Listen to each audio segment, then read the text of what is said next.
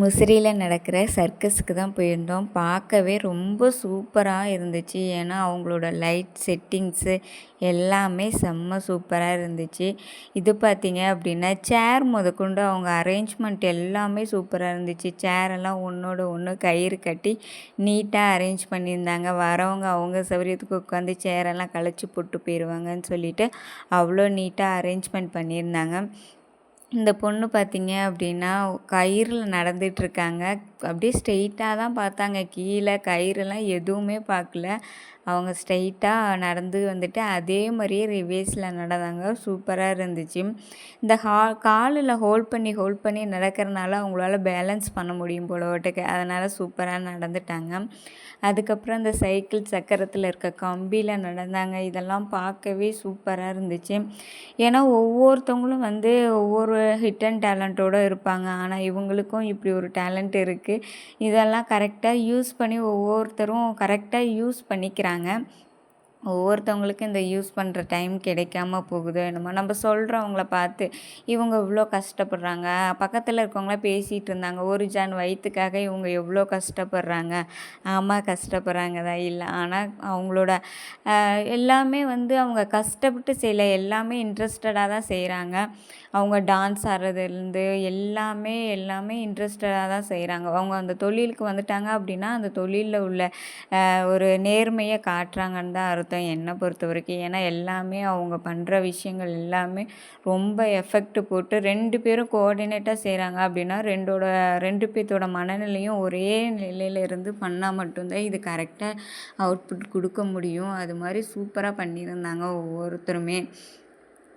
பாப்பாவும் நானும் போயிருந்தோம். இதுக்கு முன்னாடி ஒரு டான்ஸ் ஒரு 7 சாங் ஆடியிருந்தாங்க. அப்போ பார்த்தீங்க அப்படின்னா பாப்பா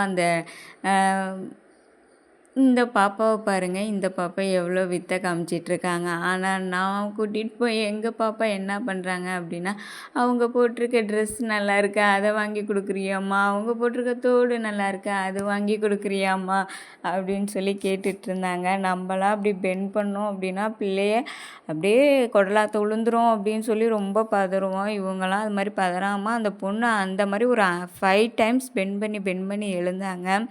அதுதான் கலையை கற்றுக்கிறவங்களுக்கு எந்த நோயும் வராதுங்கிறது இதுதான் போலவாட்டுக்கு. நம்ம பிள்ளைங்கள கைக்குள்ளேயே வச்சுருக்கனாலையோ என்னமோ அது வந்துடுமோ இது வந்துடுமோ பயந்துட்டுருக்கோம். இந்த அக்கா பார்த்தீங்க அப்படின்னா ஊஞ்சலில் அப்படியே சர்வசாதாரணமாக ஸ்ட்ரெயிட்டாக தலைகீழ ஒரு 2 செகண்ட் நின்றுட்டு அதுக்கப்புறம் தான் ஹோல்ட் பண்ணாங்க. ஒரு 5 டைம் ஹோல்ட் பண்ணாங்க.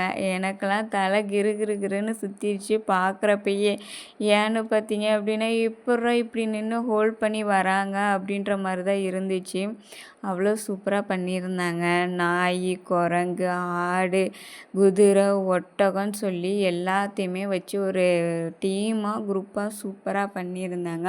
இந்த ஒட்டகம், குதிரை இவங்களுக்கு எல்லாத்துக்குமே பார்த்திங்கன்னா ஒரு சாங் செலக்ட் பண்ணி வச்சுருக்காங்க. இந்த சாங்கு போட்டால் இந்த குதிரை இப்படி போய் தாண்டணுன்ற ட்ரைனிங் கொடுத்துருக்கனால அவங்க எல்லாமே சூப்பராக தாண்டினாங்க. ஒரு ஆள் ஒன்று 60 ரூபா டிக்கெட் போட்டிருந்தாங்க. 5 வயசு குழந்தைங்களுக்கு, கம்மியாக இருக்க குழந்தைங்களுக்கு எல்லாத்துக்குமே ஃப்ரீ டிக்கெட்டு தான். சூப்பராக இருந்துச்சு. 60 ரூபாய்க்கு ஒர்த்தான்னு கேட்டிங்கன்னா கண்டிப்பாக ஒர்த்து தான். எங்களோட பட்ஜெட்டு நாங்கள் இங்கேருந்து போனப்போ சர்க்கஸ் போட்டிருக்காங்க பார்க்கலாம் அப்படின்னு சொல்லி போகிறப்ப எங்களோட பட்ஜெட் ஒரு 200 இருந்துச்சு. அந்த 200 முடித்தோன்னா கண்டிப்பாக முடிச்சிருவோம். ஏன்னா நானும் பாப்பாவும் மட்டும்தான் போயிருந்தோம். பாப்பாவுக்கு ஃப்ரீ டிக்கெட்டு. அவங்க அப்பா கொஞ்சம் வெளியே வேலை இருக்குங்கிறதால போயிட்டாங்க. 60 ரூபா ஆச்சு. 60 ரூபாய்க்கு பார்த்தீங்க அப்படின்னா செம்ம சூப்பராக இருந்துச்சு. இது பஞ்சாபி குதிரை எப்படி டான்ஸ் ஆடுதுன்னு பாருங்கள். இந்த அந்தரத்தில் இங்கிட்டிருந்து அங்கிட்டு தாவறதெல்லாம் பார்க்குறப்போ எனக்கு ரொம்ப கஷ்டமாக இருந்துச்சு. இந்த சின்ன பையன், குட்டி பையனும் ஒரு பையன் தாவி இருப்பான் பாருங்கள். ஐயோ, ரொம்ப கஷ்டமாக இருந்துச்சு பார்க்கவே. ஆனால் ரொம்ப த்ரில்லிங்காக இருக்க மாதிரி எங்களுக்கு இங்கே உட்காந்து பார்க்குறவங்களுக்கு வயிற்றுல புளியை கரைச்சிச்சு. ஜஸ்ட்டு மிஸ் ஆனிச்சு, அவ்வளோதான். கீழெல்லாம் அவ்வளோ கல் கிடக்கு.